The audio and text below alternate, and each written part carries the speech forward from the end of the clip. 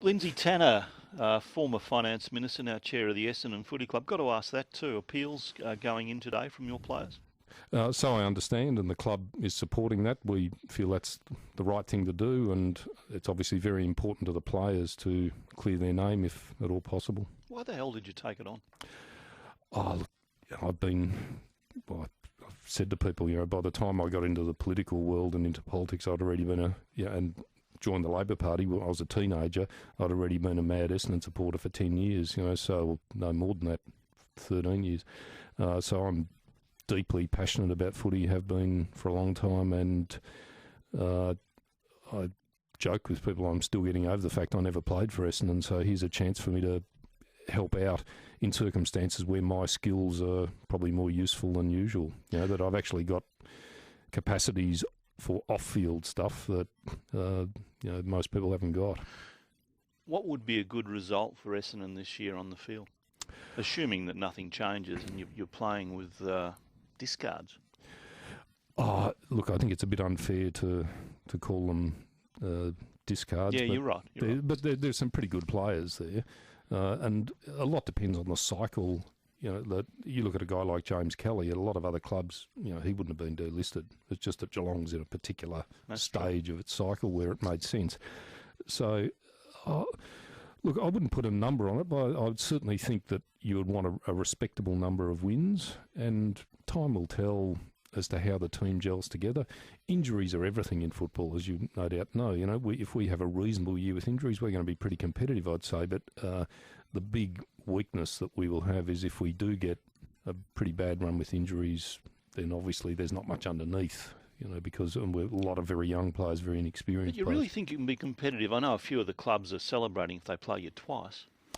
Oh, yeah, but I've seen that kind of mentality at the start of footy seasons a lot, including on the part of Essendon supporters, and it's usually wrong. You look at, we're playing such and such in round 10, and you pencil that in, and next thing you know, you're getting beaten by them. So, and look, I'm happy if clubs are thinking like that, because it means the chance that they'll drop their guard a bit will be a bit higher.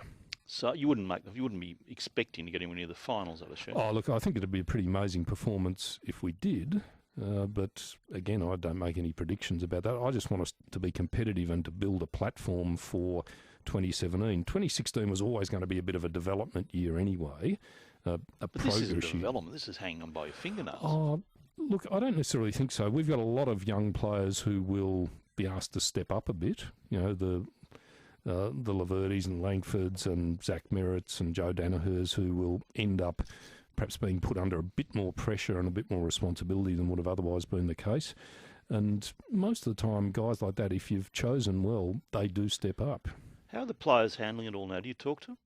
Oh, a little bit, but, I've tried to ensure that, the administration doesn't sort of intrude. I mean the suspended players. Oh, the suspended players. Are you players. able to talk to them? I haven't, but certainly because you need to allow a bit of space in these circumstances, and but certainly Xavier Campbell, the CEO, and other people part of the club are in pretty regular communication with them, and inevitably my understanding is there's various sort of responses.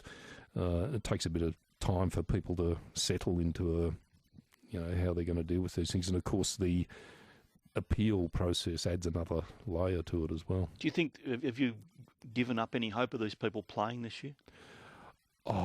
Look, I think given my understanding is that the appeal will not be seeking an injunction and that it could take some months, I think it's pretty unlikely that any of them would be playing this year, although I suppose it's theoretically possible.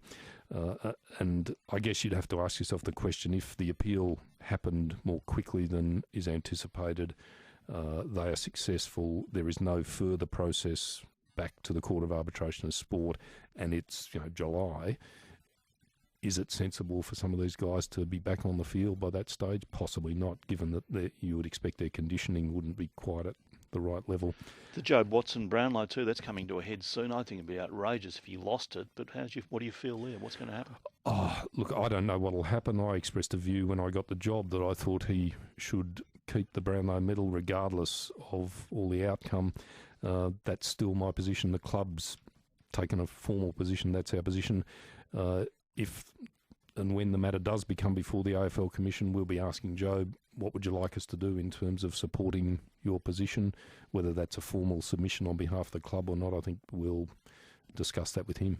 Will the club be paying the reportedly $500,000 for Jake Carlisle's contract at St Kilda? I don't know what Jake's contract is at St Kilda, but the question of how the burden is dealt with for those players at other clubs is still a matter that's being discussed with the AFL.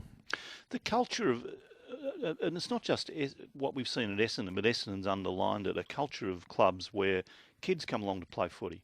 All they want to do is be successful. I mean, it's you've seen them, yep. Promising kids that coming through the system, 17, 18, all I want to do is play, they'll do anything, and that includes doing anything a club tells them. Do you like taking things or having injections or running around in circles for an hour, whatever it is? Do you think that needs to change because of what's happened here? It's the old it's the argument about corporate governance. Yeah, look, on the face of it, if I were an AFL player now, I'd be asking myself some questions off the back of the CAS decision that I don't think are great for the game, because having that trust component of having officials, people running clubs and players trusting them and their decisions and their judgment is obviously really important in any kind of team sport.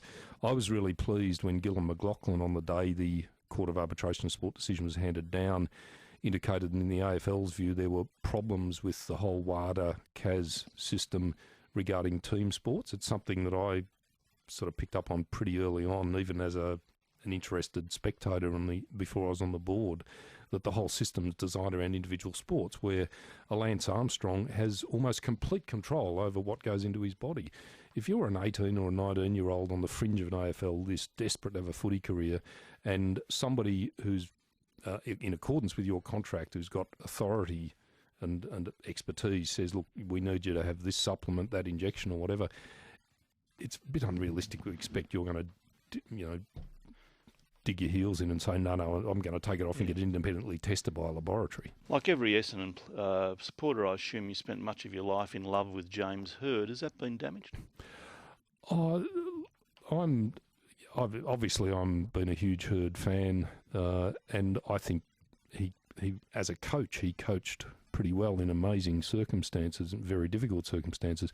But I'm not sort of falling in love with players kind of guy. Is he welcome back? Oh, absolutely. If you look across... But he could be back now because he's done his time, couldn't he? Oh, but... obviously we have a new coach in John Worsfold, and a whole lot of changes have occurred. But I think it's really important that in due course, it's up to him as well as to the club, that James is back as a central part of the Essendon fabric.